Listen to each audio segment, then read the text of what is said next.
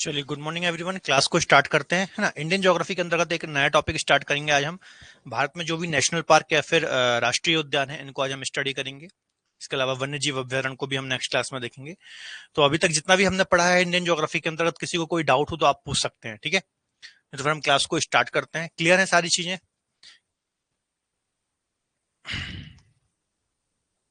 Good morning अमरुद जी, सभी को वेरी वेरी गुड मॉर्निंग। ठीक है, कोई डाउट हो तो पूछ लेना अभी तक जितना भी पढ़ा है। देखिए, लास्ट क्लास में हमने भारत के जो फॉरेस्ट रिसोर्सेज है या फिर वन संसाधन है, इनको हमने कंप्लीट कर लिया था। आज हम भारत के राष्ट्रीय उद्यान और वन्य जीव अभ्यारण्य को स्टार्ट करेंगे, ठीक है। मतलब ज्यादा आपको फैक्ट देखने को मिलेंगे यहाँ पर कि कौन सा जो राष्ट्रीय उद्यान है वो किस राज्य में है ना। लेकिन कुछ अन्य डिटेल भी हम यहाँ पर समझेंगे, ठीक है।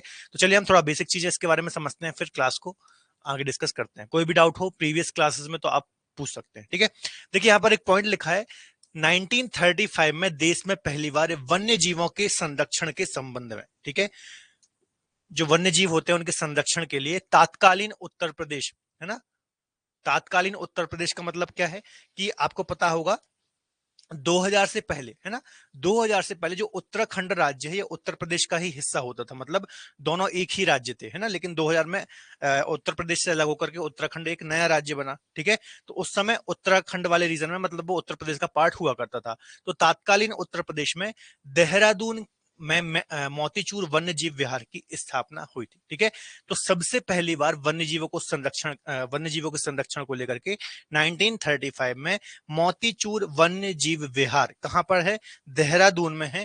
तात्कालीन उत्तर प्रदेश में इसकी स्थापना हुई थी। पहली बार ये कदम उठाया गया था वन्य जीवों के संरक्षण के लिए, ठीक है। मोतीचूर वन्य जीव विहार को वन्य जीव संरक्षण के अंतर्गत इसको रखा गया था, ठीक है।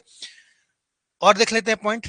वर्तमान में इसका नाम क्या है? तो राजाजी नेशनल पार्क। जो राजाजी नेशनल पार्क है, पहले इसको किस नाम से जाना जाता था? पहले इसको मोतीचूर वन्य जीव विहार के नाम से जाना जाता था, ठीक है। कहां पर है ये? उत्तराखंड राज्य में, ठीक है। ये थोड़ा सा आपको याद रखना है। अब प्रीवियस क्लास में जब मैं आपको फॉरेस्ट रिसोर्सेज पढ़ा रहा था, तब मैंने आपको बताया था कि 1972 में वन्य जीव संरक्षण अधिनियम आया था। इसका पर्पस क्या था?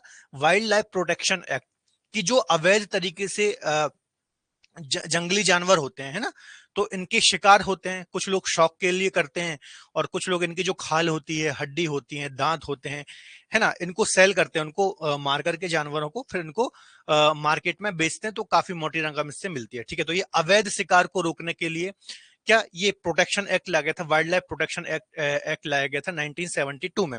और इसके अंतर्गत ही पूरे देश में नेशनल पार्क, राष्ट्रीय उद्यान और वन्य जीव अभ्यारण्य, वाइल्ड लाइफ सेंचुरी की स्थापना की गई थी, ठीक है। इसी एक्ट के अंतर्गत की गई थी, आपको याद रखना है।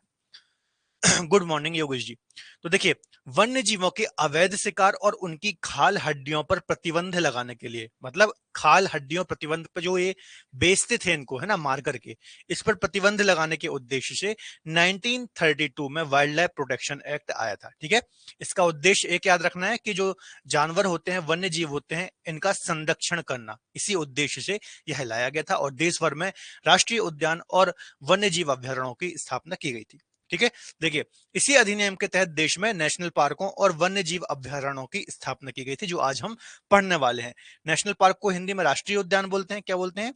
राष्ट्रीय उद्यान, ठीक है। और जो वन्य जीव अभ्यारण्य होते हैं, इनको हम बोलते हैं वाइल्ड लाइफ सेंचुरी, ठीक है। नेशनल पार्क और वाइल्ड लाइफ सेंचुरी की स्थापना की गई थी। यहाँ पर किया क्या जाता है, आपके मन में क्वेश्चन आएगा।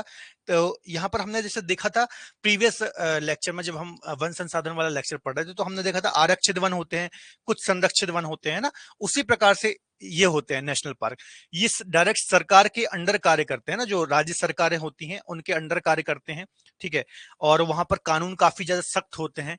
अलग अलग अभी हम डिस्कस करेंगे कि दोनों में क्या अंतर होता है, लेकिन यहाँ पर जो जंगली जानवर होते हैं, वनस्पतियां होती हैं, उनको प्रोटेक्ट यहाँ पर किया जाता है, ठीक है। वर्तमान में भारत में देखेंगे तो 107 लगभग राष्ट्रीय उद्यान है, 53 टाइगर प्रोजेक्ट हैं, और 566 लगभग वन्य जीव अभ्यारण्य। अब ये ऊपर नीचे होते रहते हैं, मतलब ऊपर ही होते हैं, नीचे क्या होंगे, ठीक है। तो इनका नंबर बढ़ते रहता है, तो आपको इनको अपडेट करते चलना है, ठीक है। जनरल सा फैक्ट है। अब सबसे पहले देख लेते हैं टाइगर प्रोजेक्ट, है ना। टाइगर प्रोजेक्ट क्या है, बाघ परियोजना क्या है, ठीक है। तो देखिए, आप जब खासतौर पर इन्वायरमेंट पढ़ेंगे तो आपको बहुत सारी परियोजनाएं देखने को मिलती है। बाघ परियोजना है, हाथी परियोजना, या फिर कोई और जानवर से रिलेटेड परियोजना, ठीक है। तो इसका मतलब क्या होता है, जैसे कि बाघ परियोजना है, टाइगर प्रोजेक्ट है, तो आपको पता होगा कि टाइगर जो होते हैं, है ना, बाघ जिसको हम बोलते हैं, इनकी जो संख्या है ना, इनकी जो संख्या है या फिर इनकी जो पॉपुलेशन है बहुत तेजी से कम हो रही थी, है ना।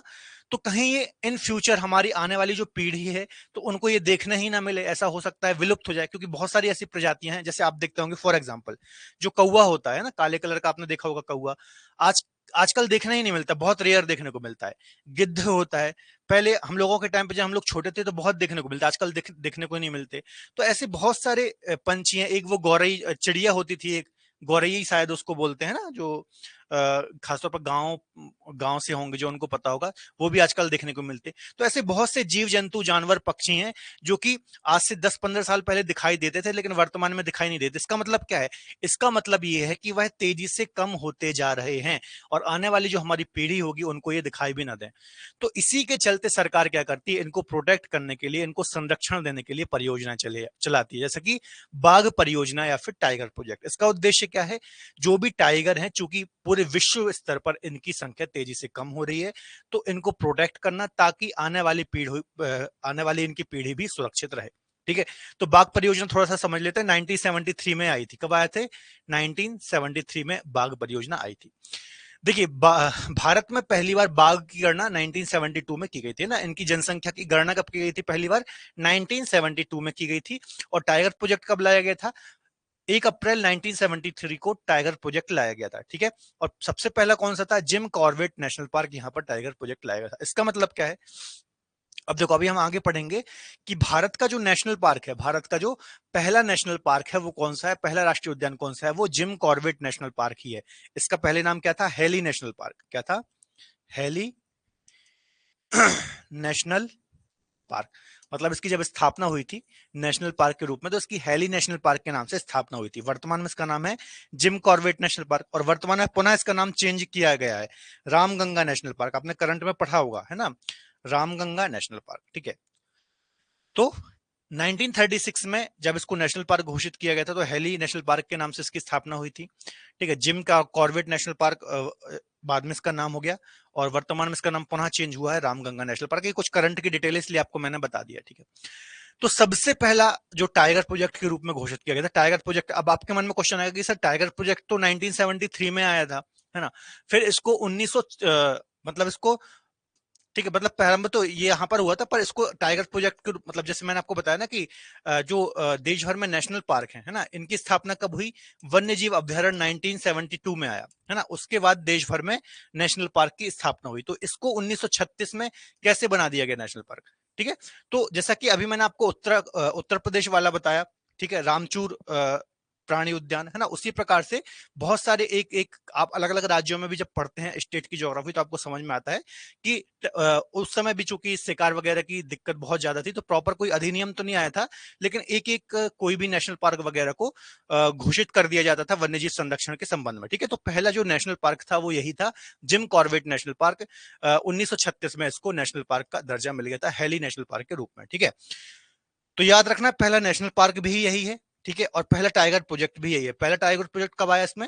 1973 में। यहां से ही टाइगर प्रोजेक्ट की स्थापना शुरुआत हुई थी, जिम कॉर्बेट नेशनल पार्क थी। ठीक है, तो इसका मतलब क्या है टाइगर प्रोजेक्ट में? कि जो जिम कॉर्बेट नेशनल पार्क में उस समय जो भी टाइगर रहे होंगे, ठीक है, तो उनका संरक्षण करना, उनको प्रोटेक्ट करना, उन पर नजर रखना। ठीक है, कि इनकी संख्या कम तो नहीं हो रही है ना। यदि किसी, मान लीजिए, बाघिन ने शावकों को जन्म दिया है, बच्चों को जन्म दिया है, तो वो सही हैं सर, उनका हेल्थ का ध्यान रखना, उन पर नजर रखना। ठीक है, तो उनको ओवरऑल प्रोटेक्शन देना, संरक्षण देना, ये इसका उद्देश्य था। तो याद रखना है, पहला नेशनल पार्क भी जिम कॉर्बेट है और पहला टाइगर प्रोजेक्ट भी 1973 में जिम कॉर्बेट ही है। याद रखना, महत्वपूर्ण है। ठीक है, चलो। इसके अलावा देखो, जो देश भर में जो टाइगर प्रोजेक्ट लाया गया था, तो इसके जनक कौन कहे जाते हैं ना, यहाँ से एग्जाम में क्वेश्चन आता है। तो कैलान सांखला, ये राजस्थान निवासी थे। तो जो पहली बार टाइगर प्रोजेक्ट लाया गया था, है ना, तो पर्यावरणविद हैं या फिर मतलब काफी ज्यादा इन्होंने कार्य किया, ठीक है, प्राणियों के संबंध में। तो कैलाश सांखला जो है, इन्हें देश भर में टाइगर मैन ऑफ इंडिया कहा जाता है, क्योंकि पहली बार जब टाइगर प्रोजेक्ट लाया गया था तो इन्हीं के नेतृत्व में लाया गया था, इन्हीं के प्रयासों से लाया गया था। तो इनका नाम भी आपको याद रखना है, महत्वपूर्ण है। ठीक है, वर्तमान में टाइगर जो रिजर्व है उनकी संख्या कितनी है, तो 53 लगभग टाइगर रिजर्व है हमारे यहाँ, टाइगर प्रोजेक्ट है। ठीक है, पहला था 1 अप्रैल 1973 में जिम कॉर्बेट नेशनल पार्क। ठीक है, मैंने बता दिया कि सबसे पहली बार 1973 में जिम कॉर्बेट से शुरुआत हुई थी इसकी टाइगर प्रोजेक्ट की। दोस्तों मैं पिछले 8 वर्षों से ज्योग्राफी पढ़ा रहा हूं और पिछले कई वर्षों के डिफरेंट एग्जाम पेपर्स को एनालाइज करने के बाद मुझे ये समझ में आया है कि सही प्रिपरेशन के लिए आपको इंपॉर्टेंट एमसीक्यूज पीवाईक्यूज की आवश्यकता होती है, क्योंकि अल्टीमेटली हमें फाइनल एग्जाम में एमसीक्यूज ही फेस करने हैं। तो इसी को ध्यान में रखते हुए हमने ज्योग्राफी के टॉप 1000 एमसीक्यूज पीवाईक्यूज का एक सेट तैयार किया है, जो कि किसी भी कॉम्पिटेटिव एग्जाम के लिए काफी महत्वपूर्ण है। तो आज ही क्रेजी जी के ट्रिक की एप्लीकेशन में जाकर के आप इस कोर्स को अवेल कर सकते हैं। साथ ही डिस्क्रिप्शन में लिंक दी हुई है, तो लिंक के थ्रू भी आप कोर्स को अवेल कर सकते हैं। धन्यवाद। और 53वां जो लेटेस्ट है ना, हमेशा आपको लेटेस्ट याद रखना है और पहला याद रखना है कि लेटेस्ट कौन सा है, तो गुरु घासीदास नेशनल पार्क छत्तीसगढ़ में है। ठीक है, तो ये लेटेस्ट टाइगर प्रोजेक्ट है, मतलब जो नवीनतम बनाया गया है वो कौन सा है, गुरु घासीदास नेशनल पार्क। ये बात भी आपको याद रखना है। बाघों की संख्या की बात कर लेते तो अभी हाल ही में 2023 में ही बाघों की गणना की गई है। आपको हमारे YouTube चैनल पर भी इसका लेक्चर मिल जाएगा। ठीक है, तो टोटल 2967 बाघ हैं हमारे देश में, है ना। हमारा जो इंडिया है यहाँ पर लगभग 2967 बाघ आपको देखने को मिल जाते हैं। ठीक है, मध्य प्रदेश में 526 हैं, कर्नाटक में 524 हैं और उत्तराखंड में 442 है। सर्वाधिक कहां पर है, मध्य प्रदेश में सर्वाधिक टाइगर है। इसका आंसर, इसको टाइगर स्टेट भी कहा जाता है मध्य प्रदेश को। ठीक है, मध्य प्रदेश को क्या कहा जाता है, टाइगर स्टेट कहा जाता है, क्योंकि बाघों की संख्या सर्वाधिक कहां पर है, मध्य प्रदेश। अभी बीच में क्या हुआ था, कर्नाटक में सर्वाधिक आ गए थे, मतलब कर्नाटक फर्स्ट पर चला गया था, लेकिन पुनः मध्य प्रदेश अब फर्स्ट पर आ गया है, फर्स्ट पोजीशन पर आ गया है। तो ये बात भी आपको याद रखना है। ठीक है, तो सर्वाधिक, ये बस आपको याद रखना है कि सर्वाधिक कहां पर है। नंबर तो आपसे नहीं पूछेगा, बस राज्य कभी कभी पूछ लेता है। अब एरिया के अकॉर्डिंग या फिर क्षेत्रफल के अनुसार सबसे बड़ा जो टाइगर प्रोजेक्ट है ये कौन सा है, नागा अर्जुन सागर। ठीक है, नागा अर्जुन सागर या फिर श्री सेलम जिसको हम बोलते हैं। ठीक है, तो ये सबसे बड़ा टाइगर प्रोजेक्ट है, आपको याद रखना है। ठीक है, क्षेत्रफल की दृष्टि से, मतलब अकॉर्डिंग टू एरिया, उसका एरिया कितना बड़ा है उस हिसाब से यदि आप देखेंगे तो नागा अर्जुन सागर, श्री सेलम भी इसको हम बोलते हैं, सबसे बड़ा टाइगर प्रोजेक्ट है। इसके अलावा विश्व बाघ दिवस 29 जुलाई को सेलिब्रेट किया जाता है, तो ये बात भी आपको याद रखना है। ठीक है, अब यहाँ से क्वेश्चन एग्जाम में कहां कहां से पूछे जा सकते हैं। सबसे पहली बात तो टाइगर प्रोजेक्ट का सीरियस क्वेश्चन आता है कि टाइगर प्रोजेक्ट देश में कब से शुरुआत हुई इसकी, तो 1973, है ना। याद रखना है, देश भर में 1973 से टाइगर प्रोजेक्ट की शुरुआत हुई थी। और कहां से हुई थी, जिम कॉर्बेट नेशनल पार्क से। जिम कॉर्बेट नेशनल पार्क से इसकी शुरुआत हुई थी। कहां है जिम कॉर्बेट नेशनल पार्क, तो उत्तराखंड में। ये पॉइंट आपको याद रखना है। वर्तमान में बाघों की सर्वाधिक संख्या कहां है, तो मध्य प्रदेश में है। 29 जुलाई को विश्व बाघ दिवस मनाया जाता है। सबसे बड़ा अकॉर्डिंग टू एरिया कौन सा है, तो नागार्जुन सागर, है ना। लेटेस्ट अभी कौन सा बना है, तो गुरु घासीदास। तो इसी प्रकार के क्वेश्चन आपको प्रीलिम्स या फिर वनडे एग्जाम में देखने को मिलेंगे, आपको याद रखना है। ठीक है, अब हम फाइनली देख लेते हैं राष्ट्रीय उद्यान और वन्य जीव अभ्यारण्य में आखिर क्या अंतर होता है। ठीक है, तो हम पहले समझ लेते हैं। देखिए, जो राष्ट्रीय उद्यान होते हैं ना बच्चों, थोड़ा सा पहले समझ लीजिए, यहाँ पर जो कानून होते हैं सब, ठीक है, ये थोड़ा सख्त होते हैं, है ना। डायरेक्ट सरकार के अंडर में ये होते हैं। ठीक है, सरकारें इसको कंट्रोल करती हैं, सरकार के नियम कानून कायदे यहाँ पर लागू होते हैं, कानून सख्त होते हैं। और यहाँ पर अपेक्षाकृत यदि इससे कंपेयर करेंगे तो कानून थोड़ा से लचीले होते हैं यहाँ पर, है ना। बहुत ज्यादा सख्त नहीं होते, लेकिन सख्ती से लागू होते हैं, थोड़ा सा अंतर रहता है। और ये भी डायरेक्ट सरकार के अंडर होते हैं। ठीक है, ये भी सरकार के अंडर ही कार्य करते हैं, आपको याद रखना है। ठीक है, इसके अलावा राष्ट्रीय उद्यान के बारे में और बात करें तो यहाँ पर जो मानव गतिविधि होती है ना, मानव गतिविधि, ये क्या होती है, पूर्णतः प्रतिबंधित होती है। मतलब किसी भी प्रकार की मानव गतिविधि आप राष्ट्रीय उद्यान में नहीं कर सकते। मतलब जैसा कि आप घूम नहीं सकते वहां पर, है ना। इसके अलावा आप वहां पे लकड़ी की कटाई नहीं कर सकते, अपने पालतू पशुओं को चरा नहीं सकते, लकड़ी नहीं बीन सकते, रह नहीं सकते। तो ये सारी जो कोई भी मानव गतिविधि है यहाँ पर बिल्कुल ही अलाउ नहीं की जाती, काफी सख्त कानून होते हैं। यहाँ पर कुछ परमिशन के दौरान या फिर ऐसे एनवायरनमेंट में कि आप वन जीव को या फिर वनों को कोई यहाँ पर हानि ना हो, तो आप थोड़ा बहुत मानव गतिविधि यहाँ पर क्या होती है, अलाउ होती है। ठीक है, थोड़ा बहुत लेवल पे, जैसे हमने पढ़ा था ना आरक्षित वन संरक्षित वन में, वही चीजें यहाँ पर भी हैं। ठीक है, आरक्षित वन और संरक्षित वन हमने पढ़े थे, आपको याद होगा। तो उसी प्रकार से यहाँ पर भी होता है। ठीक है, थोड़ा सा हम पॉइंट के थ्रू यहाँ पर डिस्कस करते हैं, आपको और अच्छे से समझ में आएगा। देखिए, राष्ट्रीय उद्यान जो होते हैं इनका उद्देश्य सबसे पहले तो वन्यजीव संरक्षण का पहला उद्देश्य होता है ना। पूरे विश्व में भी यदि आप बात करेंगे तो राष्ट्रीय उद्यान या फिर नेशनल पार्क का जो प्रथम उद्देश्य होता है वो वन्य जीवों का संरक्षण ही होता है। ये बेसिक सा एक पॉइंट है ना। और कुछ नियम बनाए जाते हैं, कुछ रूल बनाए जाते हैं यहाँ पर, है ना। कुछ कानून होते हैं यहाँ पर, कानून के अंतर्गत चलाया जाता है। मैंने अभी आपको बताया ना 1972 में एक पूरा अधिनियम आया था, वन्यजीव संरक्षण अधिनियम। तो इसके अंतर्गत ही इनकी स्थापना की गई थी देश भर में।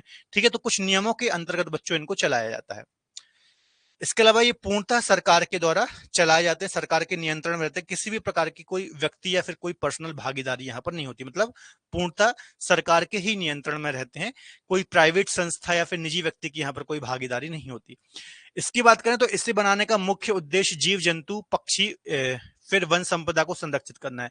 इसका भी उद्देश्य वही होता है, लेकिन थोड़ा सा अंतर दोनों में क्या होता है ये समझ लीजिए। देखिए, जो राष्ट्रीय उद्यान होता है ना बच्चों, यहां पर सभी जीव जंतुओं को, जितने भी जीव जंतु राष्ट्रीय उद्यान में रह रहे हैं, सभी का समान रूप से संरक्षण यहां पर किया जाता है। ठीक है, सभी का संरक्षण किया जाता है। लेकिन वन्य जीव में एक अलग से पॉइंट ये होता है कि किसी खास जीव जंतु, जैसे मान लीजिए सोन चिड़ैया हो गई, है ना, सोन चिड़िया हो गई, या फिर घड़ियाल हो गए, घड़ियाल हो गए, या फिर कोई और भी जीव जंतु मान लीजिए, है ना, नील गाय हो गई, मान लीजिए कुछ भी। तो कुछ कोई खास जानवर के संरक्षण के लिए वन्य जीव अभ्यारण्य या फिर वाइल्ड लाइफ सेंचुरी बनाई जाती है। जैसे आपने सुना होगा, आप पढ़ेंगे जब, तो फलाना फलाना जो फलानी फलानी जो वाइल्ड लाइफ सेंचुरी है वो सोन चिड़िया के लिए, मतलब सोन चिड़िया के संरक्षण के लिए बनाई गई है। ठीक है, फलाना फलाना जो वाइल्ड लाइफ सेंचुरी है वो घड़ियाल के संरक्षण के लिए बनाई है। तो एक थोड़ा सा ये अंतर है, आपको याद रखना है।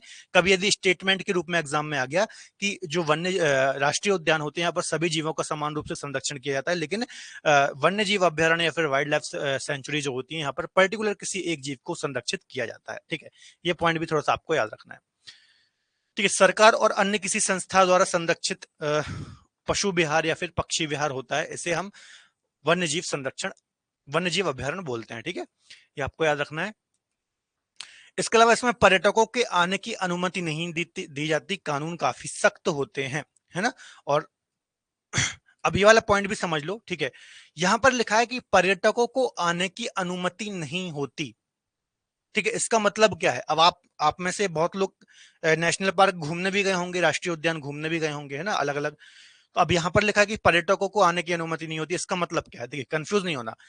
जो नेशनल पार्क होते हैं ना बच्चों, यहाँ पर भी जोन होते हैं। जैसे कि एक होता है कोर जोन, है ना, एक होता है कोर जोन, फिर एक होता है बफर जोन, एक होता है बफर जोन, फिर एक होता है ट्रांजिशन जोन, एक होता है ट्रांजिशन जोन। तो ये अलग अलग जोन होते हैं। मान लीजिए ये नेशनल पार्क है, पूरा पूरा वनी क्षेत्र है ये। तो इसमें जो बीच वाला होगा सघन, जहां पर ज्यादा जीव जंतु, खतरनाक जीव जंतु होंगे, जहां पर ऐसी वनस्पतियां होंगी, है ना, मतलब रेयर वनस्पतियां होंगी, तो वो कोर जोन उसको घोषित किया जाएगा।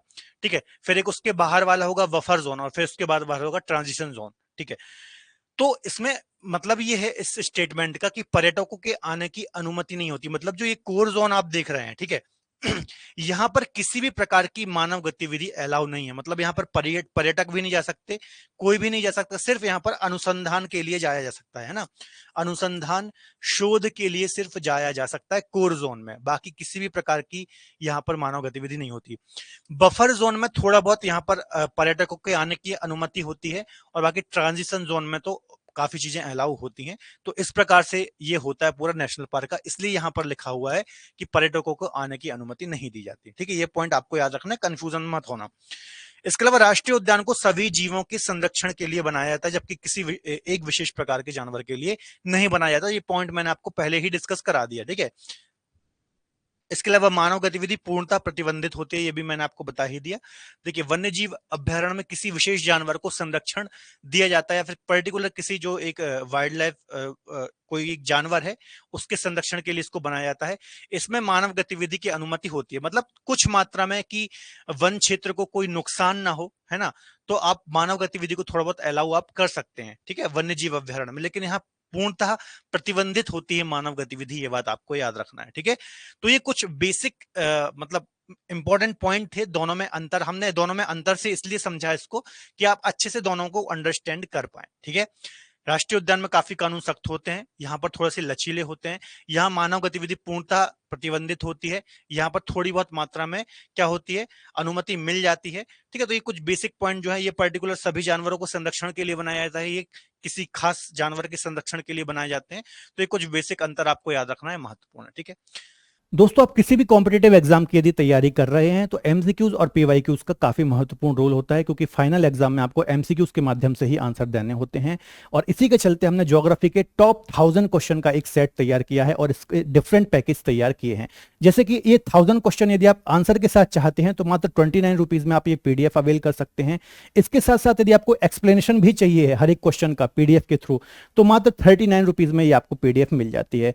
यदि एक्सप्लेनेशन, क्वेश्चन आंसर और वीडियो सॉल्यूशन, जो कि हर एक क्वेश्चन का मैंने वहां पर सॉल्यूशन कराया है वीडियो फॉर्म में, यदि ये पैकेज चाहिए तो मात्र 49 रुपीज में। इसी में यदि आप टॉपिक वाइज टेस्ट ऐड कर देंगे तो ये पैकेज आपको 59 रुपीज का पड़ जाता है। और मिक्स क्वेश्चन के साथ प्रैक्टिस सेट यदि आप इसमें ऐड करेंगे तो मात्र 69 रुपीज में ये पैकेज आपको मिल जाता है। तो आप अपनी सहूलियत के हिसाब से कोई भी पैकेज अवेल कर सकते हैं। इसके अलावा हमारी क्रेजी जी के ट्रिक की एप्लीकेशन को डाउनलोड कर सकते हैं, वहां से ये कोर्स अवेल कर सकते हैं, और डिस्क्रिप्शन में लिंक दी हुई है तो वहां से भी ये कोर्स अवेल कर सकते हैं। धन्यवाद। अब ये आपको कुछ पक्षी विहार भी देखने को मिलेंगे जो पक्षियों के लिए संरक्षित किए जाते हैं या फिर पक्षियों के लिए अनुकूल होते हैं रहने के लिए। ठीक है, तो ऐसे प्राकृतिक स्थल जो पक्षियों के रहने के लिए अनुकूल होते हैं या फिर उनको संरक्षित किया जाता है, पक्षी उद्यान कहलाता है। ठीक है, जनरल सी बात है, कोई अलग नहीं है। जैसे देखेंगे सुल्तानपुर पक्षी विहार, केवलादेव देखा होगा अपना राजस्थान का, सलीम अली पक्षी अभ्यारण्य। तो ये जो पक्षियों के लिए संरक्षित किए जाते हैं उनको हम बोलते हैं, याद रखना है। इसके अलावा देखिए हैली नेशनल पार्क के रूप में भारत के प्रथम राष्ट्रीय उद्यान की स्थापना 1936 में की गई थी, ये मैंने ऑलरेडी आपको बता दिया। भारत का पहला नेशनल पार्क कौन सा था? हैली नेशनल पार्क, जिसको जिम कॉर्बेट नेशनल पार्क के नाम से जानते हैं। वर्तमान में भी इसका नाम चेंज किया गया है, रामगंगा नेशनल पार्क इसका नाम किया गया है। ठीक है, तो याद रखना पहला नेशनल पार्क कौन सा था? हैली नेशनल पार्क, या फिर वर्तमान में जिसको हम जिम कॉर्बेट नेशनल पार्क के नाम से जानते हैं। ठीक है, हैली नेशनल पार्क के नाम से इसकी स्थापना की गई थी उस समय। ठीक है, फिर इसका नाम जिम कॉर्बेट किया गया। ठीक है, तो ये आपको याद रखना है। उत्तराखंड में है, नैनीताल जिले में। भारत का सबसे बड़ा national park Hemis national park है। ठीक है, यहां से भी क्वेश्चन आएगा। सबसे पहला हमने देख लिया। ठीक है, अब सबसे बड़ा पूछ सकता है, तो हिमिस नेशनल पार्क कहां पर है? लद्दाख में, 4400 वर्ग किलोमीटर क्षेत्रफल पर है। तो ये भी आपको याद रखना है कि सबसे बड़ा कौन सा है, तो हिमिस नेशनल पार्क है। कहां पर है? लद्दाख में है। सबसे छोटा कौन सा है? तो साउथ बटन नेशनल पार्क। ठीक है, दक्षिण button national park Andaman Nicobar में, मात्र 0.03 वर्ग किलोमीटर क्षेत्रफल पर है। बच्चों याद रखना है, साउथ बटन नेशनल पार्क। ठीक है, तो सबसे पहला हो गया, सबसे बड़ा हो गया, सबसे छोटा हो गया। तो ऐसे क्वेश्चन एग्जाम में आते हैं, आपको याद रखना है। ठीक है, अब हम क्या करेंगे, बेसिक चीजें हमने सारी डिस्कस कर लिया, एक एक करके नेशनल पार्क को डिस्कस करेंगे। तो उसके लिए एक अलग पीपीटी है, इसमें हम देखेंगे, थोड़ा सा आपको इसमें मजा भी आएगा पढ़ने में। ठीक है, यहां तक कोई डाउट हो तो बताओ। यहां तक किसी भी बच्चे को कोई डाउट है तो बताओ, नेशनल पार्क क्या होता है? जो भी बेसिक चीजें हमने डिस्कस की हैं। अमृत, योगेश, गौरव, गोविंदा, सोनू, शुभानंद, जल्दी से बताओ, कोई डाउट है क्या?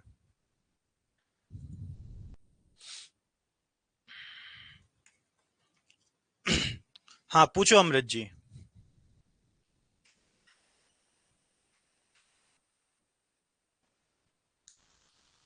कोई डाउट है क्या?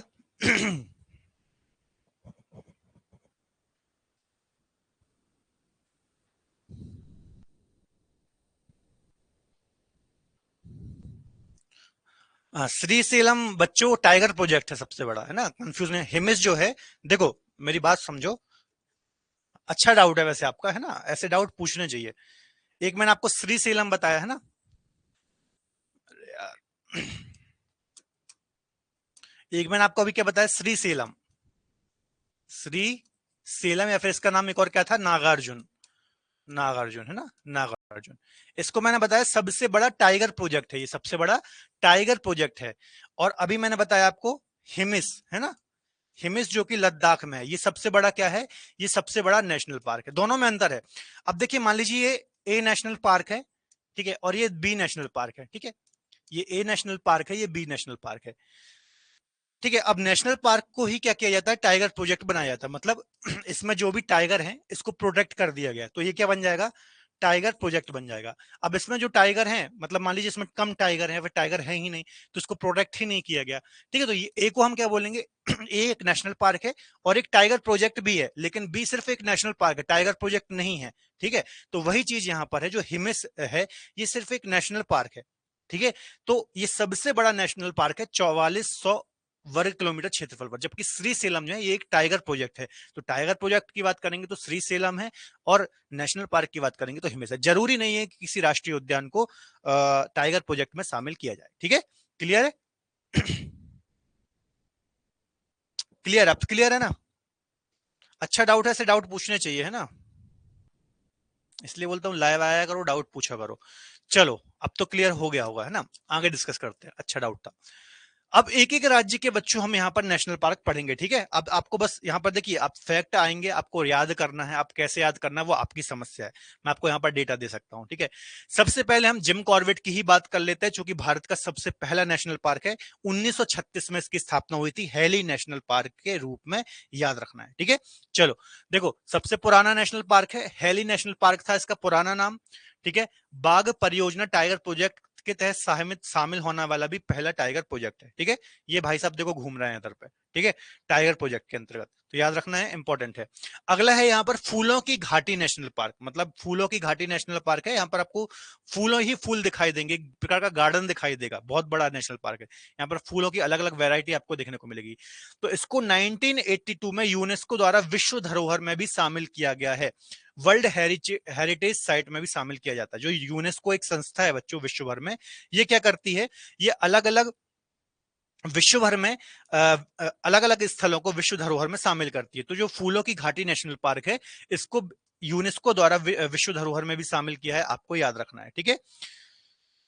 इसके अलावा एक नंदा देवी राष्ट्रीय उद्यान है, नंदा देवी हमने ऑलरेडी पढ़ा है ना। नंदा देवी सबसे ऊंची चोटी है ना, कहाँ की, उत्तराखंड की कुमायूं हिमालय की। जल्दी से इसकी हाइट बता दो, हाइट बता दो नंदा देवी की कितनी है।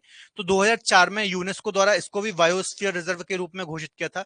बायोस्फीयर रिजर्व क्या होता है हम आगे डिस्कस करेंगे, ठीक है। बायोस्फीयर रिजर्व में क्या किया जाता है, पूरे की पूरे इकोसिस्टम को ही, जो वहां का पारिस्थितिक तंत्र है उसको संरक्षित कर दिया जाता है। अभी हम आगे डिस्कस करेंगे इसको, ठीक है। तो 2004 में यूनेस्को ने इसको बायोस्फीयर रिजर्व में शामिल किया, याद रखना। ये भी कहां पर है, उत्तराखंड में ही है, नंदा देवी नेशनल पार्क। अब एक बात सुनो, कि जो भी हम यहाँ पर नेशनल पार्क पढ़ेंगे अलग अलग राज्यों के, ठीक है, तो वहां पर आपको सिर्फ राज्यों से ही याद करना, जरूरी नहीं आप जिला याद करें, है ना। जिला याद करने की जरूरत नहीं है, क्योंकि इतने सारे नेशनल पार्क हैं, 105 के लगभग नेशनल पार्क हैं, तो सबके जिले याद करने की जरूरत नहीं, कुछ इंपॉर्टेंट जो है उनके आप याद कर सकते हैं, ठीक है। चलो आगे डिस्कस करते हैं। ये आप इनकी लोकेशन देख सकते हैं, ये उत्तराखंड राज्य के, यहाँ पर ये उत्तराखंड राज्य नहीं, कुछ मैंने बताए हैं और आप पढ़ सकते हैं किसी भी बुक को प्रेफर करके। इसके अलावा कुछ अन्य की बात करें तो गोविंद, पाशु विहार, गंगोत्री और राजा जी, तो ये कुछ अन्य नेशनल पार्क हैं, ये भी आपको याद रखना है, ये भी उत्तराखंड के ही हैं, ठीक है। देखिए, जिम कॉर्बेट पार्क से रामगंगा नदी बहकर होकर के बहती है ना। रामगंगा नदी किसकी सहायक नदी है, गंगा की है, हमने पढ़ा है ना। इस प्रकार से गंगा आती है और यहाँ उत्तराखंड से निकल के इस प्रकार से रामगंगा मिलती है, इसकी बाई सहायक नदी है ना। लेफ्ट बैंक की ट्रिब्यूटरी है गंगा की, हम ऑलरेडी पढ़ करके आए हैं। और ये किससे होकर के बहती है, जिम कॉर्बेट से ही होकर के बहती है रामगंगा नदी। तो इसी के चलते आप बोल सकते हैं कि रामगंगा नेशनल पार्क वर्तमान में इसका नाम चेंज करने की घोषणा की गई है, ठीक है। तो ये करंट का भी क्वेश्चन बनता है कि हाल ही में किस नेशनल पार्क का नाम चेंज करने की घोषणा की गई है, तो इसकी ही की गई है, याद रखना। 7876 नहीं, 7876 नहीं है, 7816 है, 7816 है, और कहीं कहीं 7817 भी लिखा मिलता है ना, नंदा देवी की, ठीक है। उत्तराखंड की सबसे ऊंची चोटी है, कुमायूं हिमालय की भी सबसे ऊंची चोटी है, याद रखना। अब मणिपुर का हम देख लेते हैं, एक बहुत ही इंपॉर्टेंट नेशनल पार्क है, कीबुल लामजाओ नेशनल पार्क। इसकी विशेषता क्या है बच्चों, विश्व का एकमात्र ऐसा नेशनल पार्क है जो तैरता हुआ नेशनल पार्क है, फ्लोटिंग नेशनल पार्क है ना। आपको एक मैंने झील पढ़ाई थी, कौन सी झील, लोकटक झील, है ना। लोकटक झील कहां पर है, मैंने आपको पढ़ाई थी, मणिपुर में, है ना। मणिपुर में बच्चों लोकटक झील है ना, यहां पर आप देख रहे हैं इमेज में, और इसी में तैरता हुआ नेशनल पार्क, इस प्रकार से आप देखेंगे घास के तौर पर आपको देखने को मिलेगा यहाँ पर। तो ये पूरा का पूरा नेशनल पार्क घोषित किया गया, जिसका नाम है केबुल लामजाओ नेशनल पार्क, जो कि फ्लोटिंग नेशनल पार्क है। एग्जाम में सीधे से क्वेश्चन आएगा, विश्व का एकमात्र तैरता हुआ नेशनल पार्क कौन सा है, या फिर केबुल लामजाओ नेशनल पार्क कौन सा है, तो आपको याद रखना है कहां पर है। मणिपुर में इसको फ्लोटिंग नेशनल पार्क का दर्जा दिया गया है। यह राष्ट्रीय उद्यान पूर्वोत्तर भारत की सबसे बड़ी मीठे पानी की झील लोकटक झील का एक अभिन्न हिस्सा है। और यह राष्ट्रीय उद्यान संकटग्रस्त प्रजाति है ना, डेंजर में जो है, सांगाई हिरण का निवास स्थान भी है। एक बात याद रखना, 1950 में 1950 में आजादी के बाद ऐसा मान लिया गया था कि जो सांगाई हिरण है, सांगाई हिरण क्या होता है, इसको डांसिंग डियर भी बोलते हैं। क्या बोलते हैं? डांसिंग डियर भी बोलते हैं। मतलब ये चलता है ना, इसको आप थोड़ा सा फोटो, मतलब इसको गूगल में टाइप करना, तो इसको कुछ वीडियो देखना आप, है ना, सांगाई हिरण के। तो ये चलता है तो ऐसा लगता है ऐसे फुदक फुदक के चलता है, तो डांस ऐसा लगता है कि डांस करते हुए चल रहा है ना, तो इसको डांसिंग डियर बोलते हैं सांगाई हिरण को। तो एकमात्र नेशनल पार्क है कौन सा, केबुल लामजाओ नेशनल पार्क, जहां पर संकटग्रस्त प्रजाति डांसिंग डियर, जिसको सांगाई हिरण बोलते हैं, ये पाया जाता है। 1950 में ऐसा मान लिया गया था कि ये समाप्त हो चुके हैं, लेकिन आगे चल करके इनकी खोज की गई कहां पर, इस नेशनल पार्क में। तो आपको याद रखना है, ठीक है, काफी महत्वपूर्ण है, याद रखना है, सीधे से एग्जाम में क्वेश्चन आ जाएगा कहां पाया जाता है। क्लियर है? कुछ अन्य नेशनल पार्क की बात कर लेते हैं यहां पर, ठीक है, यहाँ पर तो नहीं है। प्रदेश में कुछ अन्य उद्यान, एक सिरोही राष्ट्रीय उद्यान भी है मणिपुर में, तो याद रखना है सिरोही नेशनल पार्क भी मणिपुर में स्थित है, ठीक है। असम की बात कर लेते हैं, तो असम, ठीक है, एक तो मानस नेशनल पार्क आपने सुना ही होगा, है ना, जब मैं आपको ब्रह्मपुत्र नदी पढ़ा रहा था तब मैंने आपको बताया था कि मानस नेशनल पार्क, मानस एक नदी का नाम भी है जो कि ब्रह्मपुत्र की राइट बैंक की ट्रिब्यूटरी है ना, और यह मानस जो नदी है मानस राष्ट्रीय उद्यान से होकर ही प्रवाहित होती है, ठीक है, ये मैंने आपको बताया था। तो मानस नेशनल पार्क कहां पर है? असम में है। और एक और सबसे इंपॉर्टेंट नेशनल पार्क है यहाँ पर, काजीरंगा, ठीक है। इसको देखिए, मानस के बारे में पहले देख लीजिए, 2011 में से यूनेस्को की विश्व धरोहर में शामिल किया गया है, ठीक है। इसके अलावा काजीरंगा, यहाँ से तो एग्जाम में बहुत ज्यादा क्वेश्चन आता है, जो यहाँ पर फैक्ट आप देख रहे हैं लिखा हुआ, यह उद्यान एक सींग वाले गैंडे के लिए जाना जाता है, ठीक है। जो गैंडा होता है ना, तो एक सींग वाले गैंडे के लिए काजीरंगा नेशनल पार्क जाना जाता है। यहां से कई बार बच्चों, सैकड़ों बार क्वेश्चन एग्जाम में आया है, आपको याद रखना है, ये भी कहां पर है? असम राज्य में ही है। दोनों बहुत इंपॉर्टेंट है, मानस और काजीरंगा, खासतौर पर काजीरंगा, तो याद रखना है। और किस लिए फेमस है? एक सींग वाले गैंडे के लिए। यहां से भी कई बार एग्जाम में क्वेश्चन आता है, याद रखना है, ठीक है। अगर आप इस वीडियो का पीडीएफ लेना चाहते हैं, डिटेल पीडीएफ लेना चाहते हैं, तो आप कहाँ से ले सकते हैं? 2 मिनट में मैं आपको थोड़ा सा एक्सप्लेन कर देता हूँ। देखिए फ्रेंड्स, हमारा करंट अफेयर का एक स्पेशल पैकेज है, ओएसएस करंट अफेयर। इसी ओएसएस करंट अफेयर के पैकेज में जो भी आपको टॉपिक वाइज करंट अफेयर की पीडीएफ्स आने वाली है, ये सारी पीडीएफ मिल जाती है।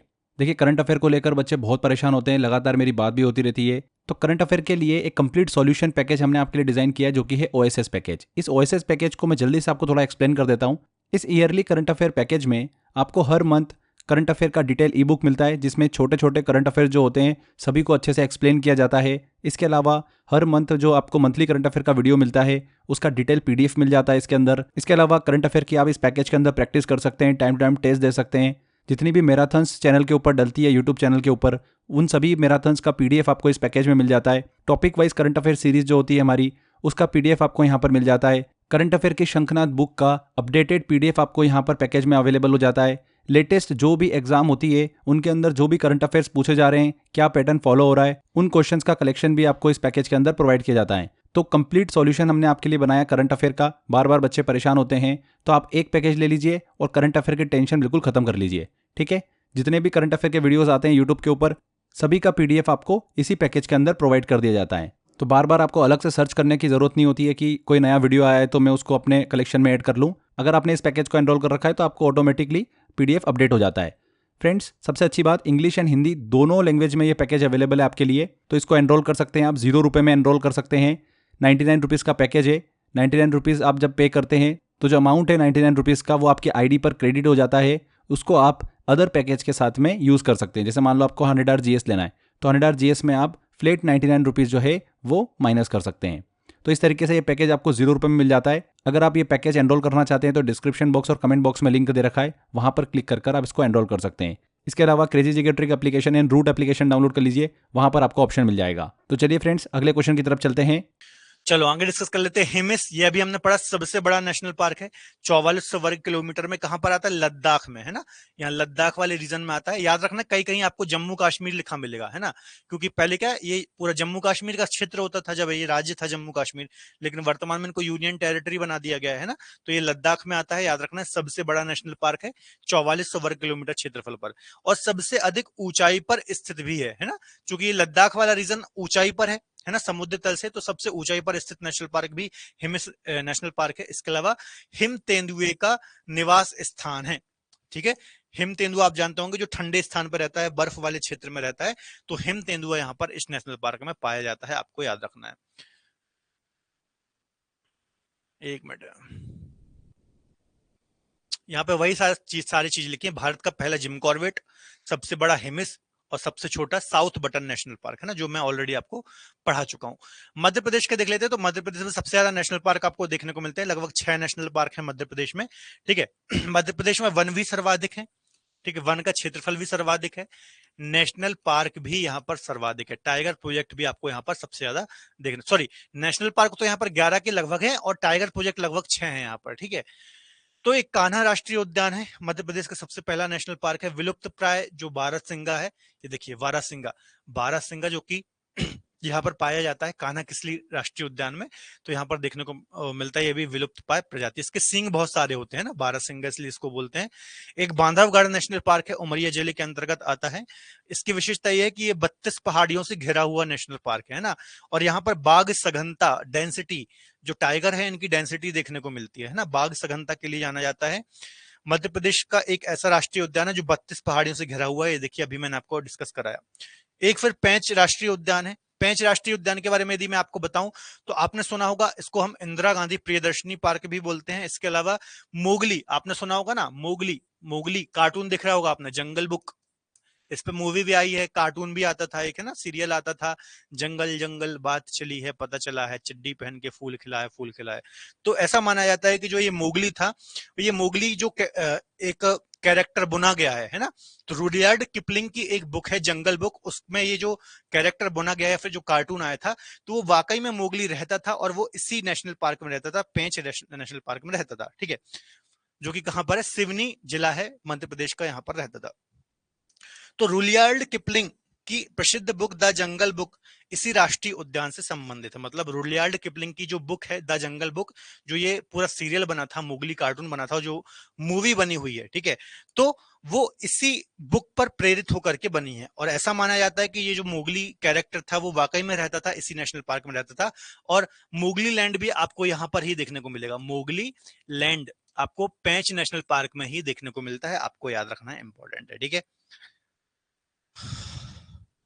हाँ, थोड़ा हिस्सा इसका महाराष्ट्र में भी आता है, लेकिन ज्यादातर हिस्सा इसका दक्षिणी जो मध्य प्रदेश है, सिवनी छिंदवाड़ा वगैरह, तो वहां पर इसका आता है। थोड़ा बहुत हिस्सा इसका महाराष्ट्र में भी आ जाता है। ठीक है, देखिए यहाँ पर मोगली लैंड भी स्थित है, याद रखना है। क्लियर है।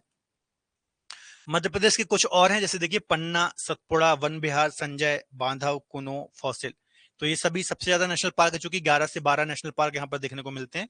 तो ये कुछ अन्य नेशनल पार्क है मध्य प्रदेश के, आपको याद रखना है। ठीक है, स्वतंत्रता के बाद पहली बार भारत में कुनो नेशनल पार्क में चीते लाए गए, है ना। कुनो अभी एक लेटेस्ट नेशनल पार्क बनाया गया है मध्य प्रदेश के अंतर्गत ही, तो यहाँ पर चीतों को भी लाया गया था। अभी कुछ टाइम पहले आपने देखा होगा, नरेंद्र मोदी जी आए थे, है ना, मुरैना के अंतर्गत आता है ये शायद, है ना, तो चीते लाए गए हैं, तो ये भी काफी ज्यादा सुर्खियों में रहा था। तो एग्जाम में क्वेश्चन आ सकता है, यहाँ से इंपॉर्टेंट लगा लेना कि कुनो नेशनल पार्क कहां पर है। ठीक है, तो मध्य प्रदेश में ही ये आता है, अभी नवीनतम नेशनल पार्क है। ये देखिए, ये भाई साहब क्या है, ये चीता है, सबसे तेज दौड़ता है ना चीता, लगभग 120 किलोमीटर पर आवर की रफ्तार से दौड़ता है चीता। ठीक है, चलो राजस्थान देख लेते हैं, राजस्थान। ठीक है, तो राजस्थान में एक है बच्चों केवलादेव राष्ट्रीय उद्यान, पक्षियों के लिए काफी ज्यादा फेमस है। सर्दियों में साइबेरियन सारस जो है आश्रय के लिए जाते हैं ना, साइबेरिया जो रूस वाला ऊपर पार्ट है, तो वहां पर ठंड चूंकि काफी ज्यादा पड़ जाती है ना सर्दियों में, तो वो सर्दियों में हमारे यहाँ पर आ जाते हैं आश्रय लेने के लिए, वहां से उड़ करके। ठीक है, तो साइबेरियन सारस के लिए जाना जाता है केवलादेव नेशनल पार्क, तो खासतौर पर इनके लिए संरक्षित भी किया गया है, आपको याद रखना है। एक रणथंबोर नेशनल पार्क है, ठीक है, ये आपको याद रखना है। यहाँ पर ही है। इसके अलावा येलोस्टोन नेशनल पार्क विश्व का पहला राष्ट्रीय उद्यान है, इसे 1872 में स्थापित किया गया था। ठीक है, तो याद रखना है 1872 में विश्व का पहला national park Yellowstone national park है, यूएसए के अंतर्गत आता है। कहां पर है ये? यूएसए के अंतर्गत आता है येलोस्टोन नेशनल पार्क। क्लियर है? चलो, डाउट हो पूछ लेना, है ना, शर्माना नहीं। राजस्थान के कुछ अन्य नेशनल पार्क की बात करें तो सरिस्का, डेजर्ट, दर्रा, घाना, तालछर, माउंट आबू, तो ये कुछ अन्य नेशनल पार्क हैं, आप याद कर लेना, है ना। तो महत्वपूर्ण है, मैं आपको स्टार्टिंग में बता देता हूं डिटेल के साथ, बाकी जो कुछ अन्य है तो आप देखिए, जैसे घाना पक्षी भी इंपॉर्टेंट है, ठीक है, सरिस्का इंपॉर्टेंट है, इसको आप स्टार लगा लेना, ठीक है, ये दो थोड़ा इंपॉर्टेंट है तो इनको आप स्टार लगा लेना। हरियाणा की बात करें तो हरियाणा में आपको एक ही, शायद दो नेशनल पार्क है हरियाणा में, तो एक जो सबसे पहले है वो है सुल्तानपुर राष्ट्रीय उद्यान। इसकी जो स्थापना है वो पक्षी विहार के रूप में हुई थी, है ना। सलीम अली जो आप जानते हैं, तो इन्हीं के प्रयासों से, इनको वर्ल्ड मैन ऑफ इंडिया भी कहा जाता है, सलीम अली जी हैं, ठीक है, तो इनके ही प्रयास से सुल्तानपुर पक्षी विहार के रूप में स्थापना हुई थी हरियाणा में, याद रखना है, सलीम अली के प्रयासों से। ठीक है, देखिए सलीम अली को वर्ल्ड मैन ऑफ इंडिया भी कहा जाता है, ये पक्षी विज्ञानी थे, क्या थे? पक्षी वैज्ञानिक थे, सॉरी, पक्षी वैज्ञानिक थे। ठीक है, प्रदेश के कुछ अन्य राष्ट्रीय उद्यान की बात करें तो एक कालेसर नेशनल पार्क है, यहाँ पर यमुनानगर जिले में आता है, कालेसर नेशनल पार्क भी यहाँ पर है। तो दो ही नेशनल पार्क हरियाणा में है, एक सुल्तानपुर और एक कालेसर नेशनल पार्क, तो आपको याद रखना है। ठीक है, चलिए आगे डिस्कस कर लेते हैं। छत्तीसगढ़ की, तो छत्तीसगढ़ में एक है गुरु घासीदास नेशनल पार्क, जो कि लेटेस्ट टाइगर प्रोजेक्ट है, आपको याद रखना है। इसको पहले संजय गांधी राष्ट्रीय उद्यान के नाम से जाना जाता था जब ये मध्य प्रदेश का हिस्सा था ना। 2000 में मध्य प्रदेश और छत्तीसगढ़ एक ही राज्य हुआ करते थे, मध्य प्रदेश के नाम से जानते थे, लेकिन 2000 में छत्तीसगढ़ मध्य प्रदेश से अलग होकर के एक नया राज्य बना, है ना। तो उस समय संजय गांधी नेशनल पार्क के नाम से जानते थे, लेकिन जब ये सेपरेट हो गए तो कुछ हिस्सा मध्य प्रदेश में आ गया, कुछ कहाँ चला गया? छत्तीसगढ़ में चला गया, तो इसका नाम भी चेंज कर दिया गया, गुरु घासीदास नेशनल पार्क कर दिया गया। ठीक है, तो ये लेटेस्ट टाइगर प्रोजेक्ट है गुरु घासीदास नेशनल पार्क, आपको याद रखना है। छत्तीसगढ़ का चौथा और भारत का 53वां टाइगर प्रोजेक्ट घोषित किया गया है, तो इंपॉर्टेंट हो जाता है बच्चों, याद रखना है, ठीक है, महत्वपूर्ण हो जाता है। इसके अलावा इंद्रावती नदी, ये जल्दी बता दो किसकी सहायक नदी है इंद्रावती नदी? तो इंद्रावती नेशनल पार्क भी यहाँ पर स्थित है, इंद्रावती नदी के किनारे ही स्थित है, कहाँ पर? छत्तीसगढ़ राज्य में। जल्दी से बता दो किसकी सहायक नदी है? दुर्लभ जंगली भैंसे के लिए प्रसिद्ध है इंद्रावती नेशनल पार्क, किसके लिए?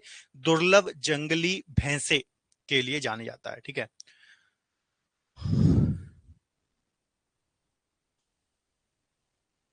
सर रोबोट 2,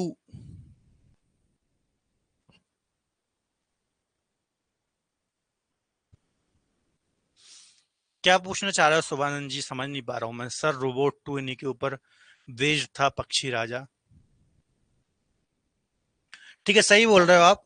हाँ, गोदावरी की सहायक नदी है, गोदावरी की है, महानदी की नहीं है शोभानंद जी, है ना। गोदावरी की सहायक नदी है इंद्रावती नदी, सबसे महत्वपूर्ण सहायक नदी है। ठीक है, तो याद रखना है इंद्रावती और गुरु घासीदास नेशनल पार्क। उत्तर प्रदेश की बात करें तो उत्तर प्रदेश में एक ही नेशनल पार्क आपको देखने को मिलता है, दुधवा नेशनल पार्क। कौन सा? Dudhwa national park. भारत और नेपाल की बॉर्डर पर यह आपको देखने को मिलता है, भारत का उत्तर प्रदेश का एकमात्र नेशनल पार्क है। बाघों और बारहसिंगा के लिए प्रसिद्ध है, ठीक है, बारहसिंगा के लिए और बाघ के लिए जाना जाता है, याद रखना है। प्रदेश में कुछ अन्य राष्ट्रीय उद्यान की बात करें, हालांकि राष्ट्रीय उद्यान नहीं है ये, आप बात करेंगे तो एक वन्य जीव राष्ट्रीय उद्यान एक ही है यहाँ पर, दुधवा, और ये वन्य जीव विहार है, जैसे कि वाइल्ड लाइफ सेंचुरी होती है उसी प्रकार से वन्य जीव विहार भी होते हैं। तो चंद्रप्रभा, ये इंपॉर्टेंट है, याद रख लेना, चंद्रप्रभा वन्य जीव विहार ये कहाँ पर है? ये भी उत्तर प्रदेश में ही है, आपको याद रखना है। ठीक है, झारखंड की बात करें तो एक हजारीबाग राष्ट्रीय उद्यान है, चूंकि हजारीबाग एक जगह भी है, हमने पढ़ा है, बहुत सारे खनिज संसाधन के लिए जानी जाती है। तो हजारीबाग नेशनल पार्क कहाँ पर है? झारखंड में देखने को मिलता है।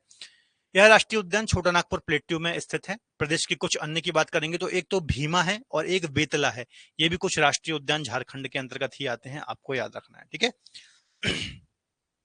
अरुणाचल प्रदेश की बात कर लें तो नामदाफा नेशनल पार्क है, यह अरुणाचल प्रदेश में भारत और म्यांमार की सीमा पर स्थित है। नामदाफा नेशनल पार्क कहां पर है? अरुणाचल प्रदेश में भारत और म्यांमार की बॉर्डर पर देखने को मिलता है। यह उद्यान मिसमी पहाड़ियों, हमने पढ़ा है ना, मिसमी की पहाड़ियां कहां पर है? अरुणाचल प्रदेश, और पटकई बूम, तो इनके बीच में ही आपको देखने को मिलता है। यह विश्व का एकमात्र पार्क है जिसमें सबसे बड़ी बिल्ली के 4 प्रजातियां, बाघ, तेंदुआ, हिम तेंदुआ और क्लाउडेड लेपर्ड पाई पाई जाती है। ठीक है, अलग अलग प्रकार की जो बिल्लियों की प्रजातियां होती हैं, तो एकमात्र नेशनल पार्क है जिसमें ये सारी प्रजातियां पाई जाती है ना, जैसे कि बाघ हो गया, तेंदुआ हो गया, हिम तेंदुआ हो गया, और एक और ये क्लाउडेड लेपर्ड होता है। तो ये सभी पाए जाते हैं, चारों प्रकार की प्रजातियां पाई जाती हैं, यहाँ पर आप देख सकते हैं। एकमात्र ऐसा नेशनल पार्क है, आप याद रखना है। असम की बात कर लें तो कुछ अन्य है, नामोरी, औरंगा, डिब्रूगढ़, दिहांग और रायमोमा। तो ये आपको पीडीएफ मिल जाएगी, आप पढ़ लेना। गुजरात की बात करें तो एक गिर नेशनल पार्क है, गुजरात में गिर राष्ट्रीय उद्यान है, एशियाई शेरों के लिए है ना, एकमात्र ऐसा नेशनल पार्क है जो कि बब्बर शेर है ना, इनको हम एशियाई शेर भी बोलते हैं, तो एशियाई शेरों के लिए प्रसिद्ध है। कौन सा? गिर राष्ट्रीय उद्यान। कहां पर है? गुजरात। ठीक है, याद रखना है, काफी महत्वपूर्ण है, कई बार यहां से एग्जाम में क्वेश्चन आए हैं। कुछ अन्य नेशनल पार्क की बात करेंगे तो मरीन, ब्लैक बुक और गल्फ ऑफ कच्छ, ये कुछ अन्य नेशनल पार्क है जो गुजरात में देखने को मिलते हैं। ठीक है, सिक्किम की बात करेंगे तो कंचनजंगा, जल्दी से कंचनजंगा की हाइट बता दो कितनी है। कंचनजंगा जो कि सबसे ऊंची चोटी है सिक्किम में है, सिक्किम की या फिर हिमालय की, भारत में है ना। यह राष्ट्रीय उद्यान के साथ ही एक बायोस्फीयर रिजर्व क्षेत्र भी है। ठीक है, बायोस्फीयर रिजर्व भी इसको घोषित किया गया है। कंचनजंगा इसलिए आप पहचान ही लोगे। भारत में सबसे ज्यादा बाघ 526 मध्य प्रदेश में पाए जाते हैं, इसलिए मध्य प्रदेश को टाइगर स्टेट कहा जाता है। इसके बाद कर्नाटक में 524 बाघ पाए जाते हैं। ऑलरेडी ये चीज हमने डिस्कस कर ली है। ठीक है,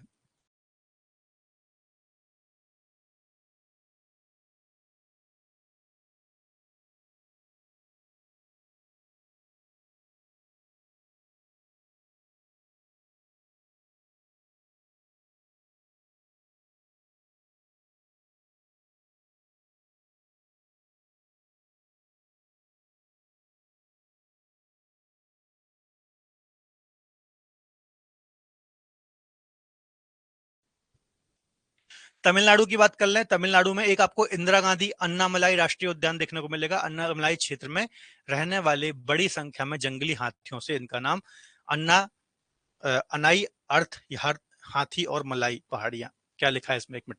अन्नामलाई क्षेत्र में रहने वाली बड़ी संख्या में जंगली हाथियों से इनका नाम अन्नामलाई हाथी और मलाई पहाड़ियों से है। ये पता नहीं क्या लिख दिया है कंटेंट वालों ने। ठीक है, इसको छोड़ो। अभी प्रदेश में कुछ अन्य राष्ट्रीय उद्यानों की बात करेंगे तो ये कुछ अन्य राष्ट्रीय उद्यान है, आप पढ़ सकते हैं। ठीक है, 86 वेरी गुड सोनू राव जी। नहीं, 86 नहीं है, 86 तो केटू गॉडविन ऑस्टिन की है बच्चे, केटू की है 86। ऐसे गलती नहीं करना है। माउंट एवरेस्ट की कितनी है? 88-48।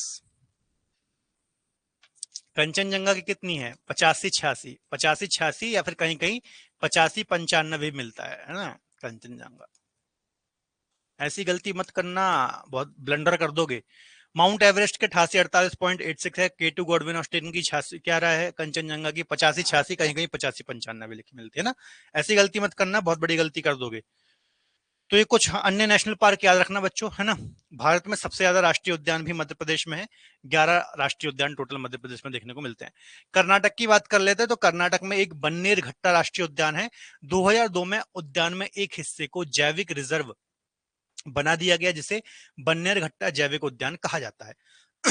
2006 में देश का पहला तितली पार्क यहां पर ही स्थापित किया गया। अब ये इंपॉर्टेंट हो जाता है ना, तितली पार्क मतलब तितलियों के संरक्षण के लिए, तितली की बहुत सारी अलग अलग प्रकार की प्रजातियों को संरक्षित करने के लिए देश भर में अलग अलग नेशनल पार्क में तितली उद्यान घोषित किए जाते हैं। तो देश का पहला जो तितली पार्क है वो 2006 में बन्नेर घट्टा राष्ट्रीय उद्यान में स्थापित किया गया, याद रखना। ठीक है, प्रदेश में कुछ अन्य राष्ट्रीय उद्यान की बात करें तो बंदीपुर भी इंपॉर्टेंट है, याद रखना है। नागरहोल भी इंपॉर्टेंट है और कुंद्रेमुख भी इंपॉर्टेंट है। तो ये कुछ इंपॉर्टेंट वाले आप अलग से टिक कर सकते हैं। ठीक है, इसके अलावा देखिए कोई एमसीक्यूज वाली बुक जरूर आप प्रेफर करें, है ना, जो भी फेमस हो ज्योग्राफी की, या फिर आप ले सकते हैं जिसमें आपको एग्जाम के नाम भी मेंशन मिले, है ना, कब कब कौन कौन से एग्जाम में ये क्वेश्चन आया हुआ है। तो उससे आपको क्या पता चलता है कि कौन सा नेशनल पार्क या फिर कौन सा क्वेश्चन कितना इंपॉर्टेंट है। तो आप कोई ना कोई बुक भी जरूर प्रेफर करें। हालांकि हमारी तो बहुत सारी सीरीज चलती रहती हैं, है ना, तो वहां से भी आपको समझ में आएगा, लेकिन आप रख सकते हैं ना, खाली टाइम में बैठ के आप प्रैक्टिस भी कर सकते हैं। तंडोवा अधेरी एक नेशनल पार्क है महाराष्ट्र के अंतर्गत। तो तंडोवा राष्ट्रीय उद्यान एक टाइगर रिजर्व के रूप में भी जाना जाता है। यहाँ पर पाए जाने वाले वनस्पति, जीव जंतु, पक्षियों को अलग अलग प्रजातियों के अलावा तितलियों के अलग अलग कई प्रजातियां पाई जाती है। ठीक है, तो अलग अलग प्रकार के जीव जंतु और प्रजातियां, तितलियां यहाँ पर पाई जाती हैं। तंडोवा अधेरी, बस आपको याद रख लेना कि महाराष्ट्र में स्थित है। आंध्र प्रदेश की बात करेंगे तो नागार्जुन सागर श्रीसेलम, अभी हमने डिस्कस किया था, यहाँ पर सबसे बड़ा टाइगर प्रोजेक्ट है, यहाँ पर ही देखने को मिलता है। भारत का सबसे बड़ा टाइगर प्रोजेक्ट है, 3296 वर्ग किलोमीटर है। चूंकि सबसे बड़ा है तो थोड़ा सा आपको एरिया भी इसमें दिमाग में रखना है इसका, ठीक है। महाराष्ट्र की और बात कर लेते हैं तो महाराष्ट्र के कुछ ये अन्य भी हैं, जैसे कि बोरीवली हो गया, चंदोली हो गया, नवागांव हो गया, तंसा हो गया, मेलघाट हो गया, गुमल हो गया। तो ये कुछ अन्य है, ठीक है। आंध्र प्रदेश के कुछ अन्य कर लें तो ये कुछ इंदिरा गांधी, ये इंपॉर्टेंट है ना, वेंकटेश्वर, कावला, तलापंतु, बहुत सारे हैं, देख लेना आप, जितने याद हो जाए कर लेना। जम्मू कश्मीर की बात करें तो दाचीग्राम, ये काफी इंपॉर्टेंट है, कई बार एग्जाम में आया है, ठीक है। हंगुल हिरण के लिए जाना जाता है, काश्मीरी जो हंगुल हिरण होता है तो उसके लिए काफी ज्यादा प्रसिद्ध है दाचीग्राम राष्ट्रीय उद्यान या फिर नेशनल पार्क। प्रदेश में अन्य कुछ उद्यान है, ये भी यहाँ पर लिखे हुए हैं, जैसा कि सलीम अली काफी ज्यादा इंपॉर्टेंट है, ठीक है। सलीम अली, ये आपको याद रख लेना है, बाकी और भी हैं, आप पढ़ सकते हैं। कंटेंट सारा है, आपको पता होना चाहिए कि कौन से मुझे याद करने हैं, कौन से नहीं करने हैं। मैन मैं आपको थोड़ा सा डिटेल में बता देता हूँ, बाकी यहाँ पर भी बताते जा रहा हूँ कौन सा इंपॉर्टेंट है, आप मेंशन इनको करते जाना जब नोट्स बनाओ, है ना। पीडीएफ तो आपको मिल ही जाएंगी। पश्चिम बंगाल की बात करें तो सुंदरवन डेल्टा बनाती है गंगा ब्रह्मपुत्र नदियां, और यहाँ पर सुंदरवन के नाम से ही नेशनल पार्क भी स्थित है, तो इसलिए आप आइडेंटिफाई कर पाओगे, याद रखना है। विश्व का एकमात्र नदी डेल्टा यहाँ पर बनाती है, बाघ पाए जाते हैं, आपको याद रखना है। मैंग्रोव वनस्पति पाए जाते हैं ना, मैंग्रोव क्या होती है मैंने आपको बताया था ऑलरेडी, हम पढ़ करके आए हैं मैंग्रोव वनस्पति, ठीक है। इस उद्यान में बायोस्फीयर रिजर्व क्षेत्र भी घोषित किया गया है। बायोस्फीयर रिजर्व बच्चों क्या होते हैं हम अगले लेक्चर में डिस्कस करेंगे, है ना, नहीं भी समझ में आए तो कोई दिक्कत नहीं है, बस देख लो कि बायोस्फीयर रिजर्व इसको घोषित किया गया है। यह उद्यान रॉयल बंगाल टाइगर का बड़ा संरक्षित क्षेत्र है ना, इस प्रकार का टाइगर होता है जिसको हम बोलते हैं बंगाल टाइगर या फिर रॉयल बंगाल टाइगर। तो ये वाले जो टाइगर होते हैं, बाघ होते हैं, इसी क्षेत्र में देखने को मिलते हैं।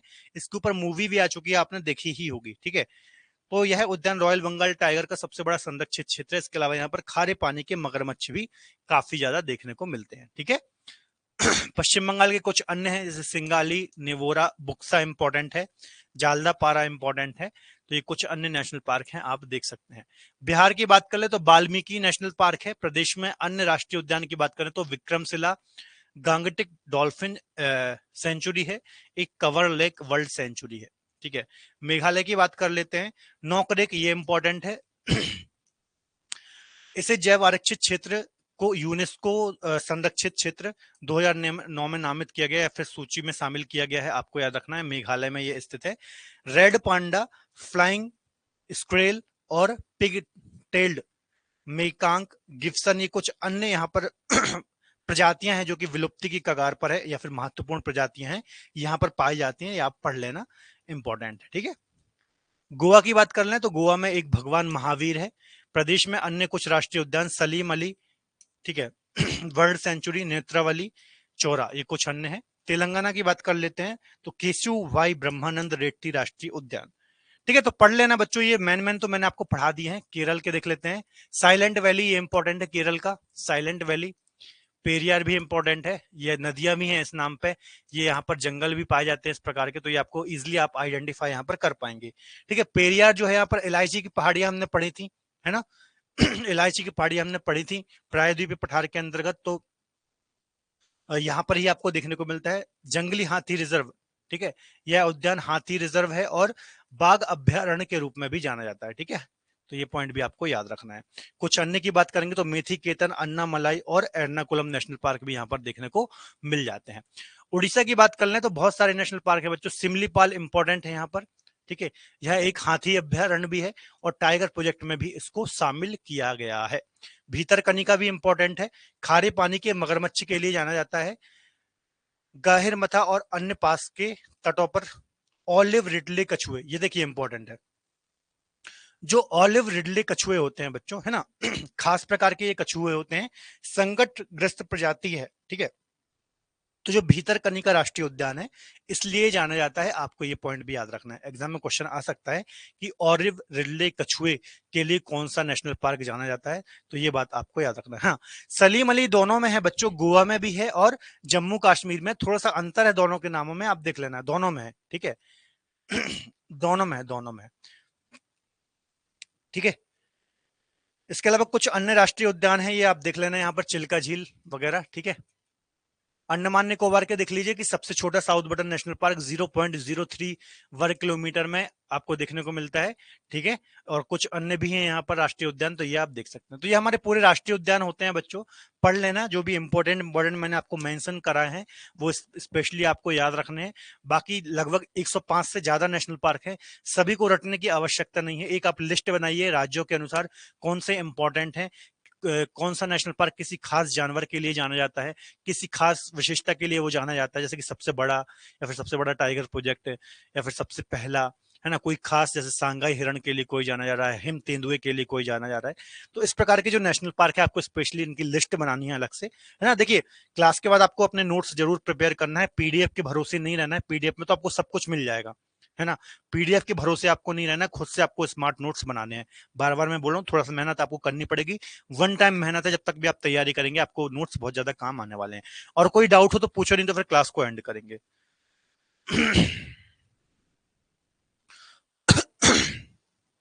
कोई डाउट किसी को? ठीक है, अगली क्लास में थोड़ा बहुत और बचा है जिसमें हम बायोस्फीयर रिजर्व पढ़ लेंगे, और थोड़ा सा पार्ट है।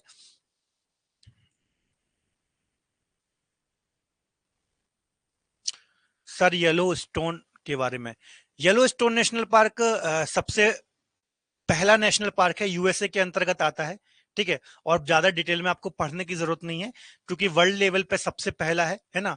19th सेंचुरी में ही ये स्थापित हो गया था, ठीक है। तो इतना ही आपको याद रखना, यूएसए के अंतर्गत आता है, चूंकि सबसे पहला है पूरे विश्व का, तो इसलिए इंपॉर्टेंट हो जाता है ना। येलो स्टोन पार्क में एक गैसर है ना। गैसर क्या होता है, जब वर्ल्ड ज्योग्राफी हम पढ़ेंगे ना, कि कृत्रिम रूप से मतलब जो अंदर की जमीन से पानी फव्वारे के रूप में, है ना, जमीन के अंदर से फव्वारे के रूप में बाहर निकलता है ना, गर्म पानी, गर्म पानी का फव्वारा, है ना, मतलब प्राकृतिक रूप से भूगर्भ से बाहर निकलता है, उसको हम बोलते हैं गैसर। ये हम वर्ल्ड ज्योग्राफी में पढ़ेंगे, ठीक है। तो येलो स्टोन पार्क के अंतर्गत एक गैसर है, ये काफी ज्यादा फेमस है, ठीक है। गर्म पानी का स्रोत है जो कि प्राकृतिक रूप से ही ये निकलता है, ठीक है। और बहुत ज्यादा जानने की जरूरत नहीं है, आप पढ़ सकते हैं बाकी गूगल में डिटेल में पढ़ना हो तो, कि क्षेत्रफल क्या है, कौन से जानवर यहाँ पर पाए जाते हैं, फिर किस लिए प्रसिद्ध है, वो सब आप पढ़ सकते हैं। बाकी इतना ही आपको याद रखना कि पहला है चूंकि, तो इतना याद रखना है, ठीक है। तब तक अपना ख्याल रखिए और पढ़ते रहिए। Bye bye, take care.